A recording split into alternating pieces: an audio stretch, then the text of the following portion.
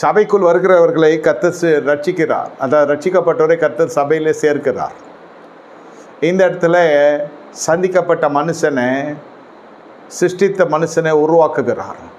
பாருங்கள், சிருஷ்டிக்கிறது பெற்றுக்கொள்கிறது வேற, உருவாக்குறது வேற.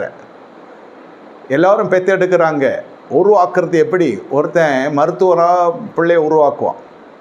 அவனுடைய பணபலம், ஜனபலம், அதுக்கேற்ற உழைப்பு, அதுக்கேற்ற பின்னணி எல்லாத்தையும் இந்த 20 ஆண்டு காலத்திலே உருவாக்கி வைத்துக்கொள்வான்.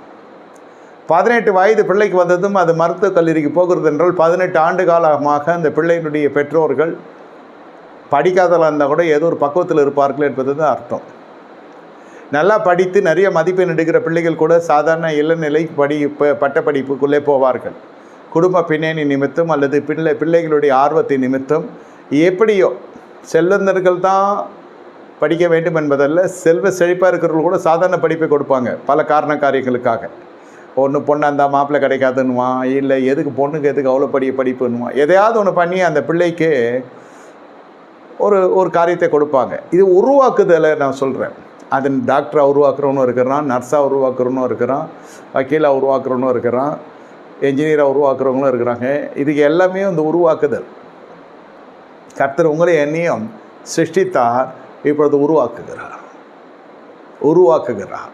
எத்தனை காணப்பட்டிருக்கலாம் ஜென்ம சுபாவத்தில், எப்படியோ உங்களுடைய பழைய ஜீவியங்கள் இருந்து கொண்டிருக்கலாம். அதிலிருந்து கர்த்தர் உருவாக்கி உங்களை விசுவாசியாய் ரட்சிக்கப்பட்டவராய் மாற செய்கிற பகுதி தான் உருவாக்குதல். அதற்கு ஒத்தாசை செய்கிறது தான் பரிசுத்த ஆவியானவர். உங்களுக்கு அது ஜீவாத்துமாவாய் நீங்கள் மாறணும். நீங்கள் ஒரு ஆத்துமாவாய் சபையில் வரணும். உருவாக்குதல். அப்போ பார்த்தீர்கள் என்றால் இவனை கொண்டு போய் கிழக்கு புறத்தில் வைக்கிறார். அப்பொழுது இவனுக்கு துணை இல்லை. ஆவிக்குரிய வாழ்க்கையிலே ஒரு காலகட்டத்தில் தனிமை காணப்படும். அதுதான் வனாந்தரம். இயேசு கிறிஸ்துனுடைய வாழ்க்கையில் ஞானஸ்தானம் எடுத்த உடனே அவர் வனாந்தரத்துக்கு ஆவியானவர்களை நடத்தப்படுகிறார். இந்த இடத்துல தண்ணீரை காணும். ஆனால் ஆறுகள் உருவாக்கப்படுகிறதெல்லாம் இந்த மனுஷன் பார்த்து கொண்டிருக்கிறான். என்ன இந்த இடத்துல கர்த்தர் உருவாக்கி வைக்கிறார், பூமியிலே முளைக்க பண்ணுகிறார். 10வது வசனத்தில் நீங்கள் பார்த்தீங்கன்னா அப்போ தான் தண்ணீரே பார்க்குறான் மனுஷன்.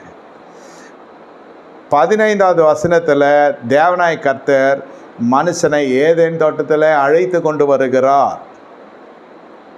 அதை பண்படுத்தவும் காக்கும் வைக்கிறார். அழைப்பு, முதல்ல விசுவாசி, முதல் சிருஷ்டி, அதன் பிறகு புதிய சிருஷ்டி தேவ செய்கை ஈடுபடுகிறதுனால எத்தனையோ கிறிஸ்தவ குடும்பங்களில் பிறந்த பிள்ளைகள் கூட தேவ பக்தி இருக்குமே தவிர தேவ அன்பை தனிப்பட்ட ருசிச்சிருக்கிறான் என்றால் இருக்காது. தேவனுடைய தொழுதல் இல்லை.